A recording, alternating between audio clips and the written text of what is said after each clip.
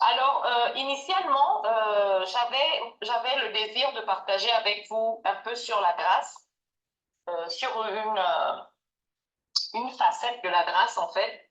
J'écoutais le pasteur Dag tout à l'heure et je voulais discuter avec vous sur une facette de la grâce. Mais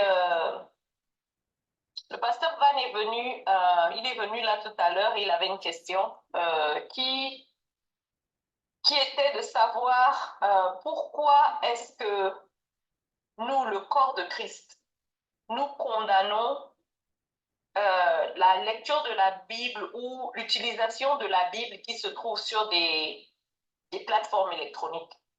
Et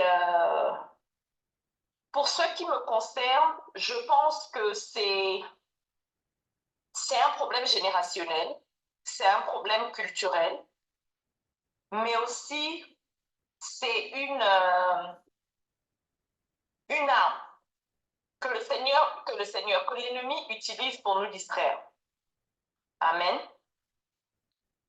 Je Amen. pense que c'est pas le mois dernier, mais le mois d'avant, j'avais partagé avec vous et je vous parlais d'un film avec Denzel Washington, The Book of Isaiah, non, The Book of Ezekiel. Et dans ce film, il s'agissait de, comment on appelle ça, d'une période dans laquelle il y avait des guerres. Les gens se battaient, les gens s'entretuaient, mais le but de cette guerre était parce qu'il y avait un livre qui était perdu, un livre ancien, un livre précieux qui était caché. Tout le monde voulait mettre la main dessus. Alors il y avait cet homme, Ézéchiel, qui voyageait d'une partie du pays à une autre partie du pays et il traversait plusieurs sites où il y avait des attaques, où il y avait des bandits, où il y avait de la terreur, de la persécution. Et pendant qu'Ézéchiel traversait donc le pays, il est tombé sur une jeune fille. Et cette fille s'est attachée à lui. La fille s'est attachée à lui parce que Ézéchiel lui parlait, il lui donnait des instructions. Alors la fille a décidé d'accompagner Ézéchiel parce qu'elle a découvert qu'Ézéchiel était détenteur du livre que tout le monde voulait avoir. La fille avait un cœur pur. Elle avait un cœur pour faire le bien. Elle avait un cœur pour voir la restauration du peuple dans lequel il vivait, de la terre sur laquelle il vivait. Donc, elle a décidé d'accompagner Ézéchiel et de marcher avec lui jusqu'à ce qu'il arrive à sa destination finale où il devait aller présenter le livre à un groupe de personnes. Alors, pendant leur voyage, ils ont eu beaucoup de problèmes, ils ont eu des attaques, ils ont eu des gens qui ont essayé de les tuer, on a essayé de la violer, on a essayé de la kidnapper, beaucoup de choses se sont passées. Mais elle a fait tout ce qui était en son pouvoir avec un autre groupe de jeunes pour protéger Ézéchiel. À la fin du film, donc Ézéchiel parle à la fille, il marche avec elle, il passe par toutes ces péripéties, il sort même le livre dans certaines scènes, il sort le livre, il lit le livre, il le remet dans son sac. Donc, il marche avec cette fille-là. Quand ils arrivent à leur destination, Ézéchiel prend le livre et il commence à lire le livre et on se rend compte qu'il lit la Bible. Donc, dans ce film-là, qui était un film plutôt séculaire, c'était un peu le genre fin du monde, le genre de film un peu fin du monde, un peu, comment on appelle ça, science-fiction et tout ça. Et à la fin, on découvre que le livre qu'Ézéchiel a, en fait, c'est la Bible. Et quand Ézéchiel commence à lire, on se rend compte que la Bible qu'Ézéchiel est en train de lire, c'est une Bible pour aveugles. Ézéchiel est aveugle. Alors, par moments, Ézéchiel pouvait juste parler de ce livre-là, parler de certaines choses, de certains événements qui se passaient dans le livre, et à d'autres moments, il l'ouvrait. Mais c'était vraiment rare. C'était vraiment rare qu'il montre le livre parce qu'il y avait toujours des gens qui étaient autour qui voulaient s'accaparer de ce livre-là. À la fin, donc, on découvre qu'Ézéchiel est aveugle. Mais ce qui est encore plus stupéfiant, c'est qu'Ézéchiel, en fait, ne sait même pas lire la Bible qui est écrite pour les aveugles, donc qui est écrite en braille. Tout ce qu'Ézéchiel disait, il l'avait mémorisé. Il y aura un temps, il y aura une période où nous n'aurons plus accès aux livres. Il y aura un temps où la persécution sera telle qu'il sera important que nous connaissions la parole de Dieu pour nous-mêmes. Amen. Ce n'est pas une question d'étudier la Bible et juste la réciter comme quand on était au lycée, on te dit, viens réciter par exemple les tables de multiplication. Tu ne comprends rien, tu récites seulement comme une machine. C'est pas ça. C'est réciter avec la compréhension. Réciter par l'inspiration du Saint-Esprit. Ce qui fait que ce que tu dis, les paroles que tu prononces, ce sont les paroles qui viennent de la Bible. Ce sont les paroles qui viennent de la parole de Dieu. Et elles deviennent vivantes parce qu'elles sortent de ta bouche. La Bible nous dit qu'au commencement était la parole. Au début de toute chose, Dieu a parlé. Toute la création s'est faite à partir de la parole. Il n'y a rien qui existe qui n'a pas été appelé, qui n'a pas été, qui n'est pas sorti de la bouche, qui n'a pas été une inspiration, une allocution. Mais de la même manière, la Bible nous dit aussi, lorsqu'il nous donne la vision, quand on reçoit une vision, la vision ne vient pas d'une parole, la vision vient d'une image. Il dit, lorsqu'on nous donne une parole, nous devons l'écrire.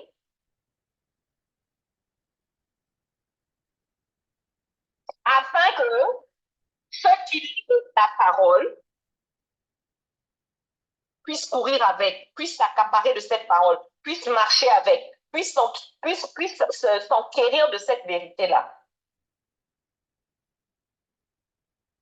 Alors, si quelqu'un peut lire Matthieu 6, 5. Je lis la parole de Dieu dans Matthieu 6, 5. La Bible déclare ceci. Lorsque vous priez, ne soyez pas comme les hypocrites qui aiment à prier debout dans les synagogues et au coin des rues pour être vus des hommes. Je vous le dis en vérité, ils reçoivent leur récompense. Amen. Amen. Ça va donc ce que je te disais, pasteur Van, quand le frère Guy est venu sur l'appel, j'étais en train de te dire que ce n'est pas parce que tu marches avec une grosse Bible, mon frère, ma soeur, que tu es plus chrétien que qui que ce soit. Ce n'est pas parce que tu marches avec une grosse Bible, ce n'est pas parce que tu sais que si tu arrives à la page 165 de ta Bible, tu vas tomber sur Genèse 25.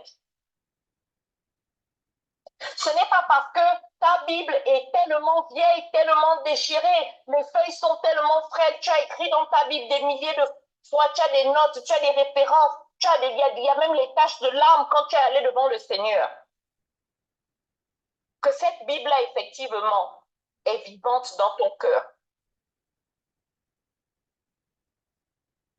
Il est très important que nous étudions la Bible, que nous passions du temps dans la Bible, avec pour objectif de marcher selon ce que la Bible nous commande. Amen. Avec pour objectif d'être représentant.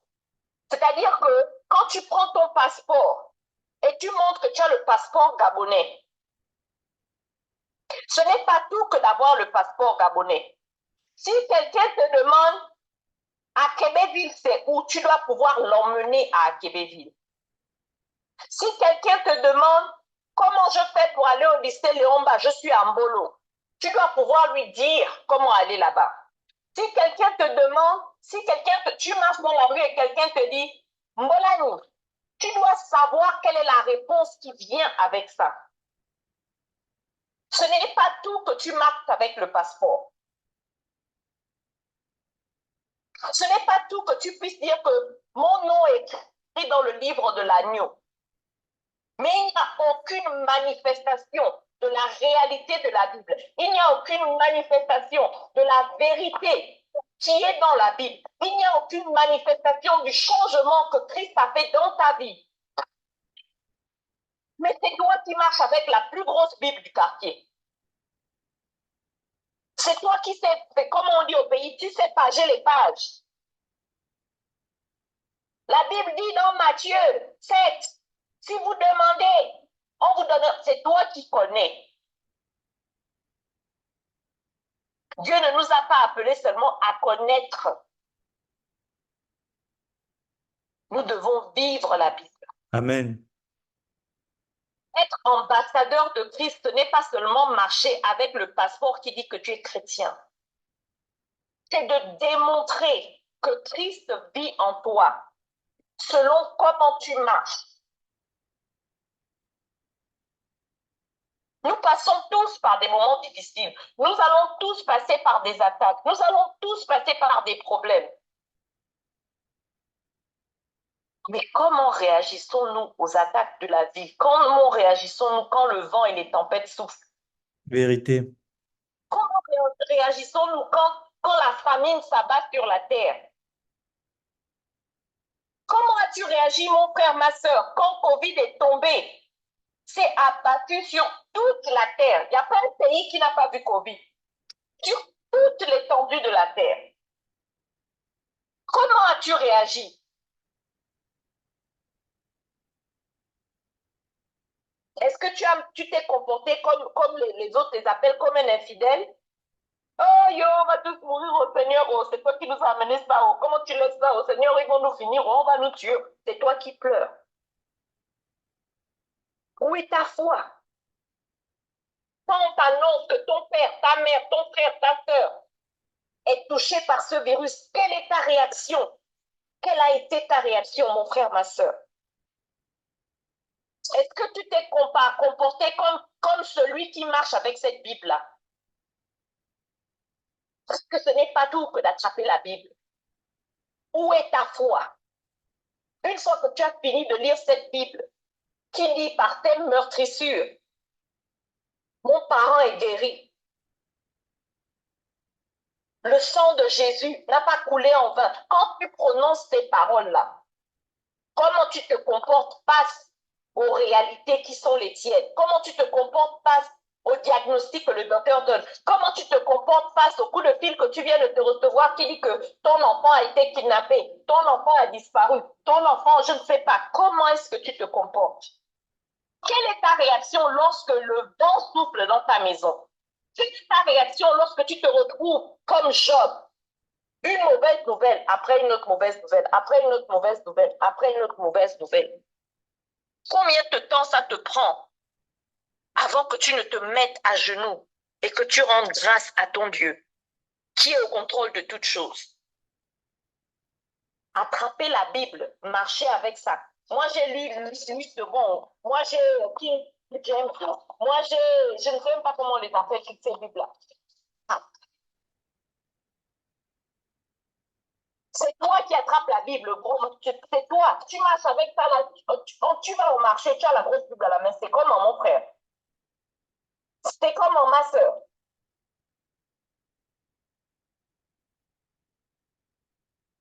Tu vas chez le Malien, c'est toi qui as la Bible à la main. C'est comment?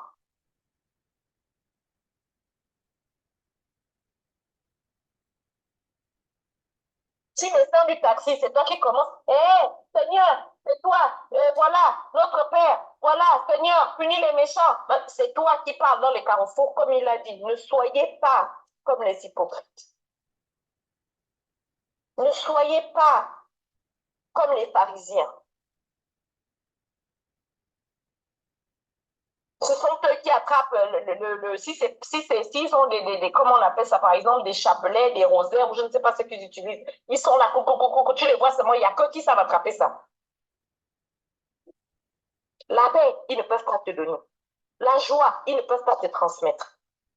L'amour, ils ne connaissent pas ça. Le pardon, c'est même pas la peine. Ils comptent tes péchés.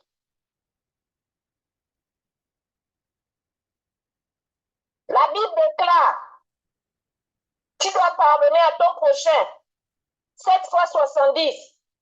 Mon frère, viens peut pardonner même une fois, ce n'est pas possible. En tout cas, hein, moi, je ne peux pas lui pardonner, hein, parce que ce qu'il a fait, parce que ce qu'elle a fait. Et puis, elle avait insulté ma mère, et puis, elle avait tapé mon père, et puis, c'est elle qui a tué mon grand-père, et puis. Mon frère, c'est toi qui marches avec la Bible. Dans ta famille, on te critique parce que c'est toi qui as toujours la Bible. Tu vas en réunion de famille, il y a un problème. Tu vas aux réunions de mariage, c'est toi qui as la Bible. Entre-temps, mon frère, ma soeur, tu ne sais pas encourager. Non. La grâce, tu n'as pas à donner. L'amour, tu n'as pas à donner. La paix, tu n'as rien à verser. La foi, tu ne partages pas. À quoi cela sert-il de marcher avec cette grosse Bible-là? La Bible a... Je vais vous dire. Et pourtant, je trouve qu'elle, quand je l'ai achetée, j'ai pensé qu'elle n'était pas trop grosse. Ma Bible a 225 pages. Un gros machin.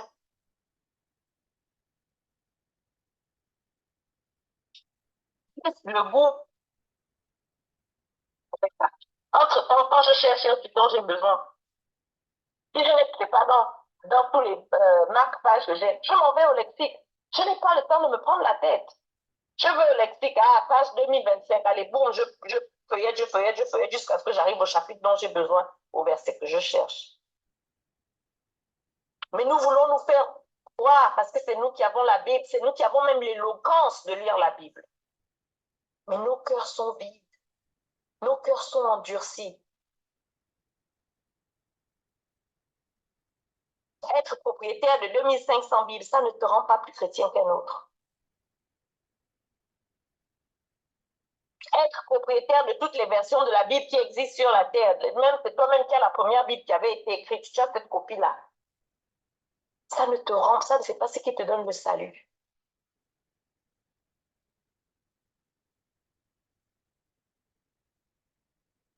Il n'y a qu'une seule voie, il n'y a qu'un seul moyen d'accéder à Christ.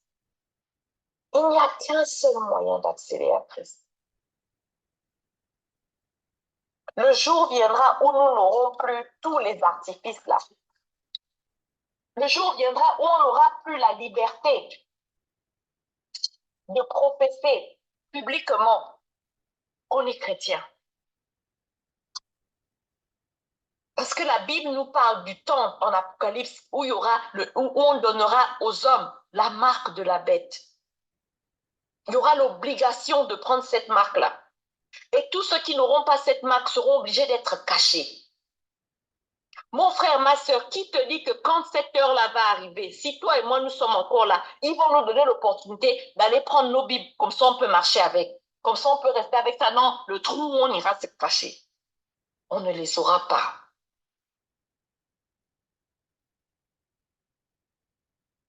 C'est pour ça qu'il est important que nous arrêtions avec les artifices, que nous arrêtions avec les jugements. Si quelqu'un peut lire Joshua 1:8. J'ai la parole de Dieu dans Josué 1, à partir du verset 8.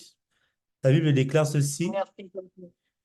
Que ce livre de la loi ne s'éloigne point de ta bouche, médite-le jour et nuit pour agir fidèlement selon tout ce qui est écrit. Car c'est alors que tu auras du succès dans tes entreprises, c'est alors que tu réussiras. Amen. Amen. Amen. Combien de fois as-tu pris, ma soeur, mon frère, combien de fois as-tu pris ta Bible et puis tu l'as mise devant ta bouche, tu l'as collée devant ta bouche? Quel objectif, quel résultat tu as obtenu?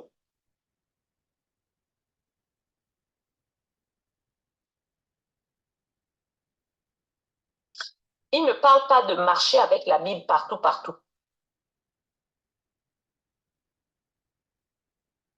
Il ne parle pas de tenir la Bible et de la montrer partout où tu vas pour que tout le monde sache. que c'est toi qui as la Bible. Si quelqu'un peut lire Luc 6, 45,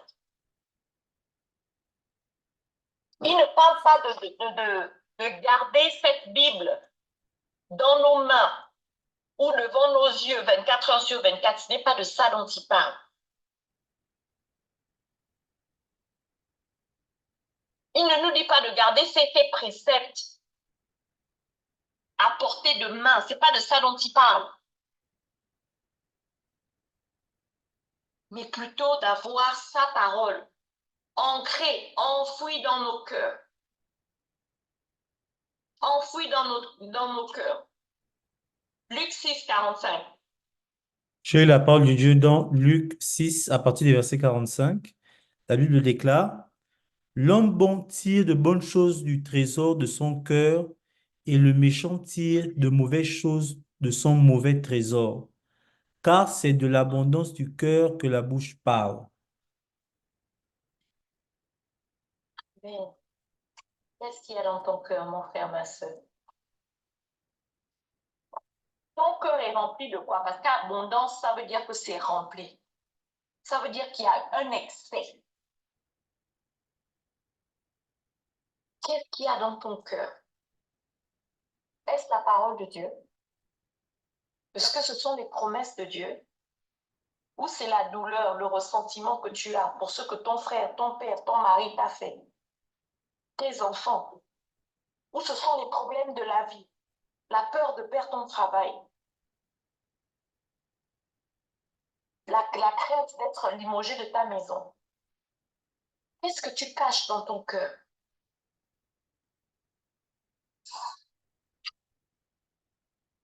Qu'est-ce que tu caches dans ton cœur?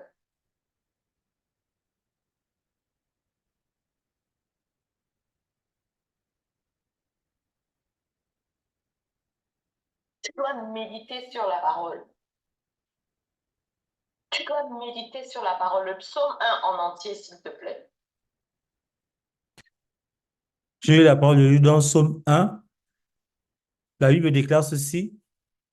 Heureux l'homme qui ne marche pas selon le conseil des méchants, qui ne s'arrête pas sur la voie des pécheurs et qui ne s'assied pas en compagnie des moqueurs, mais qui trouve son plaisir dans la loi de l'Éternel et qui la médite jour et nuit.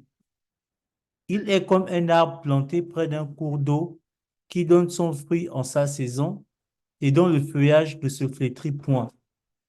Tout ce qu'il fait lui réussit.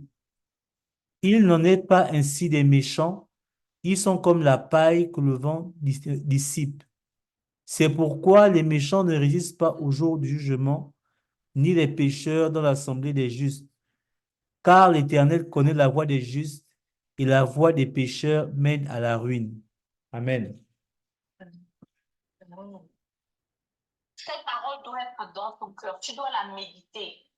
La méditation ne se fait pas quand tu marches et tu attrapes la Bible et tu dis aux gens que voilà ce qu'il faut faire, voilà ce qu'il ne faut pas faire. Pour méditer, il faut que ton objectif soit de te concentrer sur ce que Dieu veut que tu saches de lui. Ton objectif doit être d'avoir des révélations de qui il est. C'est ça la méditation. Méditer la parole de Dieu. Pas la méditation de... Non, pas ça. Méditer la parole de Dieu. Méditer la parole de Dieu. Et méditer la parole de Dieu, c'est pas accumuler. Tu lis seulement les pages, tu lis. Rien ne reste. Et ce jour-là, et il a dit, regardez les vaches. Ce qu'elles font, le matin, elles sortent, elles font leur truc et elles commencent à manger. Elles mangent, là-bas. Tout ce qu'elles font, c'est seulement ramasser l'herbe. Elles coupent, elles mangent, elles continuent. Elles coupent, elles mangent, elles continuent. Elles coupent, elles mangent, elles continuent. Elles coupent, elles mangent, elles continuent. À un moment, elles vont s'asseoir. Qu'est-ce qu'elles font? Elles regurgitent. Elles font revenir. Elles ne vomissent pas. Elles font remonter. Toute l'herbe qu'elles ont mangée, elles mâchent. Ça redescend dans l'intestin. Quand elles ont fini de mâcher tout ce qui est remonté dans leur bouche, elles refont la même chose. Elles mâchent. elles vont marcher jusqu'à ce que toute la substance de l'herbe disparaisse. Jusqu'à ce que toute la substance disparaisse de façon à ce que les nutriments qu'il y a dans l'herbe qu'elles ont mangé s'imprègnent du reste de leur corps, passent dans les vaisseaux sanguins, passent dans le cœur, dans les organes. Le jus, un peu comme si je disais les vitamines, vont dans le corps. Maintenant, l'herbe qui ne peut pas être consommée est rejetée dans les excréments. Mais la vache mange, elle avale, elle fait remonter et ensuite elle mâche, elle rumine. Elles ruminent, elles font revenir ça toute la journée. C'est tout ce qu'elles font. Méditer, c'est ça. C'est prendre la parole, tu lis un verset.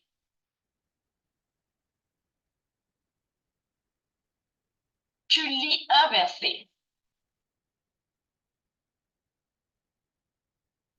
Celui qui est béni n'est pas comme le méchant, car il médite sur la parole jour et nuit. Et tu passes du temps là-dessus. Mais qu'est-ce que ça veut dire méditer?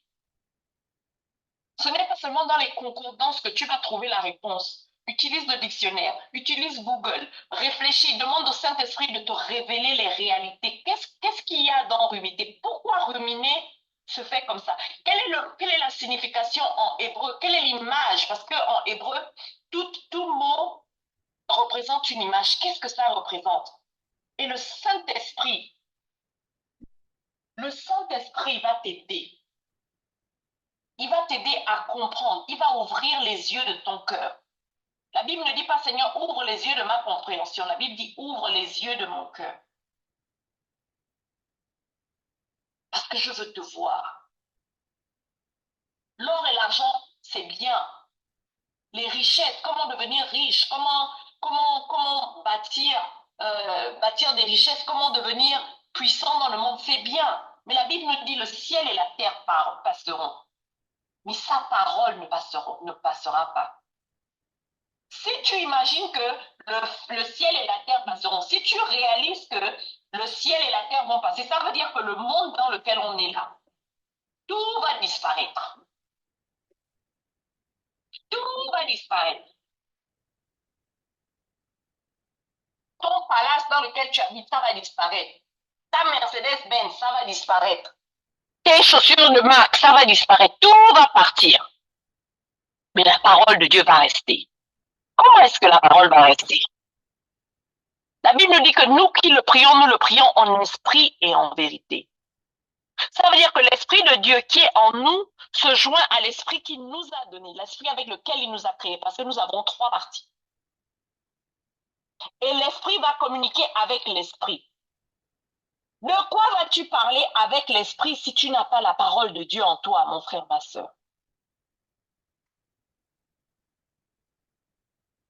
Tu vas avoir besoin de parler avec l'esprit de l'esprit. Tu ne peux pas passer ton temps à aller parler à l'esprit de tes problèmes, de ce qui ne marche pas, de ce dont tu as besoin, de ce que tu veux. La Bible nous dit que cherchez d'abord le royaume de Dieu et sa justice. Et toutes ces choses vous seront ajoutées en plus. Elles vous seront ajoutées par-dessus tout. En plus de toutes les bénédictions que Dieu a déjà prévues pour toi, il va en plus te donner ce que tu lui demandes. Mais tu dois d'abord chercher son royaume. Où se trouve le royaume de Dieu? Le royaume de Dieu se trouve dans sa parole. Où se trouve sa parole? Sa parole se trouve d'abord dans les livres auxquels nous avons accès. Mais le plus important, sa parole doit demeurer dans nos cœurs. Et elle ne doit pas demeurer dans nos cœurs comme des chandeliers qui sont jolis, qui brillent. Elle doit demeurer de façon active. Elle doit être évidente. La Bible nous dit que nous devons renouveler notre façon de penser, nous devons renouveler nos comportements, nous devons renouveler comment nous nous aimons les uns les autres, nous devons renouveler la vision que nous avons du monde. Comment pouvons-nous renouveler nos pensées si on n'a pas la parole de Dieu? Si on renouvelle nos pensées avec le statu quo du monde, si on renouvelle nos pensées avec ce que le monde nous apprend, ça veut dire qu'il n'y aura aucun changement. Mais lorsque nous nous laissons renouveler par l'Esprit de Dieu, la Bible nous dit que nous irons de gloire en gloire. Parce qu'on va encore devenir plus proche du Seigneur. On va voir son visage dans l'esprit. On va voir sa grandeur, sa puissance, sa magnificence. On va voir toutes ces choses-là dans l'esprit. Plus on va se connecter à lui, moins nous serons intéressés aux choses de ce monde. Avoir la Bible physique n'est pas une finalité. Marcher avec la Bible n'est pas une finalité si on ne sait pas ce qu'elle dit, si on ne s'approprie pas les promesses. Il est très important. Si quelqu'un peut lire Genèse 1, 2, 3, 4. Genèse 1, versets 1 à 4.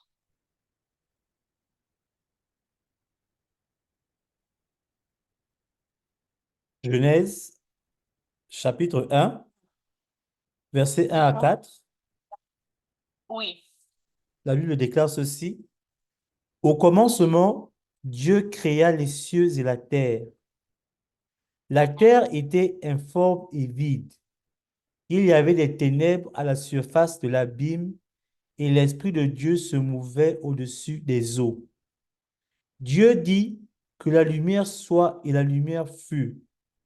Dieu vit que la lumière était bonne et Dieu sépara la lumière d'avec les ténèbres. Amen. Amen. Amen. Quand il dit qu'au commencement Dieu était, qui est Dieu?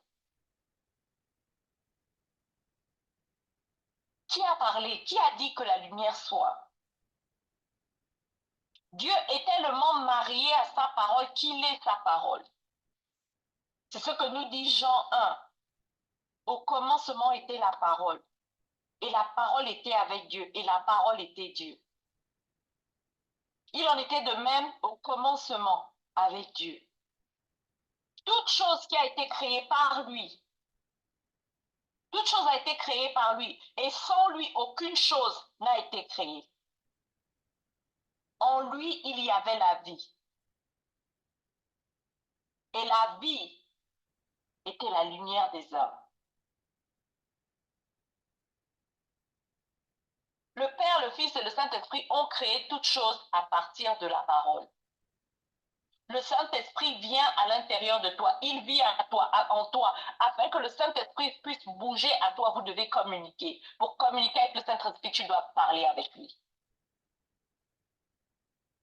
Dieu a envoyé son Fils afin qu'il vive, qu'il meure, qu'il soit crucifié pour toi, qu'il soit ressuscité et qu'il remonte près du Père. Lorsque tout a été accompli, il a dit c'est terminé, tout a été accompli. Il a parlé. Avant, quand il est revenu, il nous a dit, je ne vous laisserai pas seul, je vous laisse avec le Saint-Esprit, qui va vous réconforter, qui va vous enseigner en toutes choses. Pas le livre. Parce que les mêmes qui se plaignent qu'on a, pourquoi les gens ne marchent pas avec la Bible, n'ont pas la Bible en papier, ce sont les mêmes aussi qui ont la polémique de la seule Bible qui est vraie, c'est la Bible de Louis II, la Bible de Genève. Tout le monde veut que sa Bible soit la vérité. Qu'est-ce qui est l'essentiel?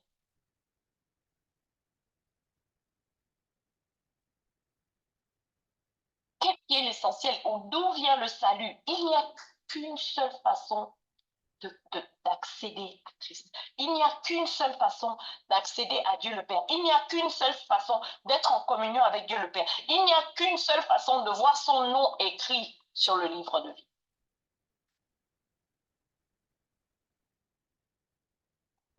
Nous devons accepter Jésus-Christ comme notre Seigneur et Sauveur. Nous devons reconnaître qu'il est le Fils de Dieu. Nous devons reconnaître qu'il a vécu, qu'il est né de la Vierge Marie. Nous devons reconnaître qu'il a été crucifié, battu pour nos péchés. Nous devons reconnaître qu'il est mort. Il a été enseveli. Il a été fermé dans une tombe. et que le troisième jour, il est ressuscité et il est remonté à la droite du Père. Lorsque nous croyons cela, nous sommes sauvés. Pas lorsque nous marchons avec une Bible.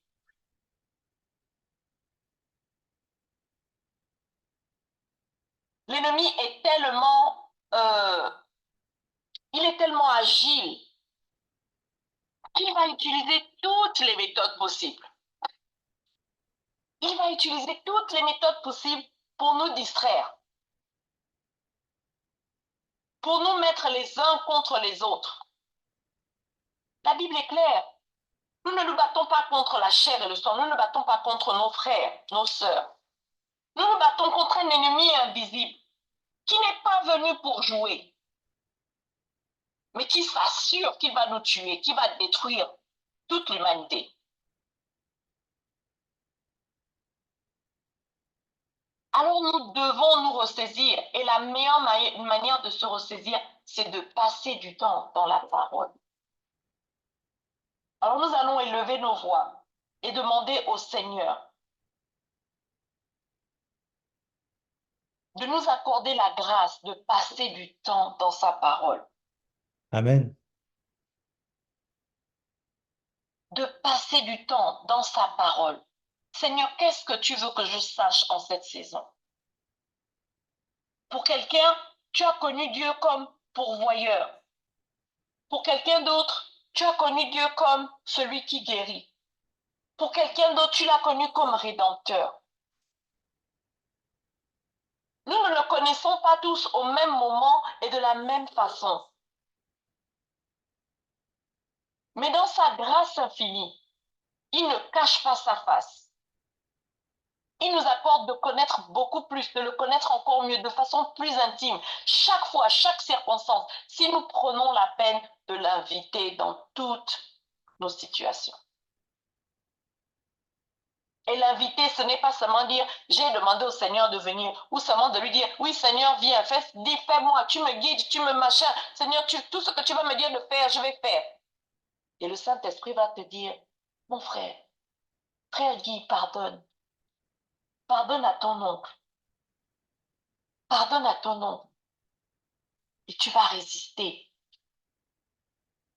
Tu vas résister parce que tu penses à tout ce qu'il a fait, tout le mal qu'il a fait, comment il a persécuté votre famille, comment il se moque de vous qui êtes chrétien dans la famille.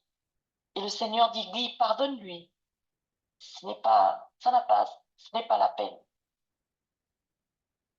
Il y a des choses beaucoup plus importantes. Sœur Célestine, le Seigneur va te dire, ma fille, aie de la compassion. Aie de la compassion pour ceux qui ne sont pas comme toi. Aie de la compassion pour ceux qui ne prennent pas le temps de passer, de passer des moments intimes avec moi.